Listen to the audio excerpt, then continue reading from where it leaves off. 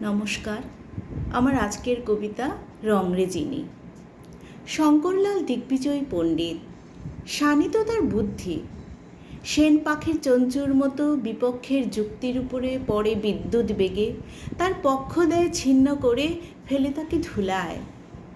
রাজবাড়িতে নৈয়ায়িক এসেছে দ্রাবিড় থেকে, বিচারে যার জয় হবে সে পাবে রাজার জয়পত্রী।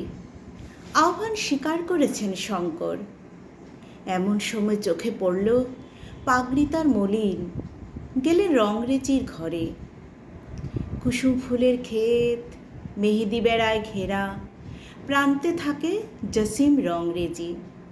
মেয়ে তার আমিনা, বয়স তার 17। সে গান গায় আর রং বাটে, রঙের সঙ্গে রং মেলায়। বেনিতে তার লাল সুতোর ঝালর, চলেই তার বাদামি রঙের, শাড়ি তার আসমানি। বাপ কাপড় রাঙায়, রঙের বাটি জুগিয়ে দেয় আমিনা। শঙ্কর বললেন, জসিম, পাগড়ি রাঙিয়ে দাও জাফরানি রঙে, রাজসভায় ডাক পড়েছে। কুলকুল করে জল আসে নালা বেয়ে কুসুম ফুলের ক্ষেতে। আমিনা পাগড়ি ধুতে গেল নালার ধারে তুত গাছের ছায়ায় বসে। ফাগুনের রৌদ্র ঝলক দেয় জলে, ঘুঘু ডাকে দূরে রামবাগানে। ধোয়ার কাজ হলো, প্রহর গেল কেটে। পাগড়ি যখন বিছিয়ে দিল ঘাসের ওপরে, রংরেজিনী দেখল তারই কোণে লেখা আছে একটি শ্লোকের একটি চরণ। তোমার শ্রীপদ মোর ললাটে বিরাজে। বসে বসে ভাবল অনেকক্ষণ। ঘুঘু ডাকতে লাগলো দূরে রামবাগানে।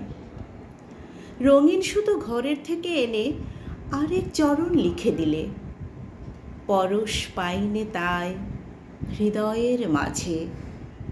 তোমার শ্রীপদ মোর ললাটে বিরাজে, পরশ পাইনে তাই হৃদয়ের মাঝে। দুদিন গেল কেটে। শঙ্কর এলো রংরেজির ঘরে, শুধালো পাগড়িতে কার হাতের লেখা। জসিমের ভয় লাগলো মনে, সালাম করে বললে, পণ্ডিতজি, অবুঝ আমার মেয়ে, মাফ করো তার ছেলে মানুষই। চলে যাও রাজসভায়, সেখানে লেখা কেউ দেখবে না, কেউ পড়বে না।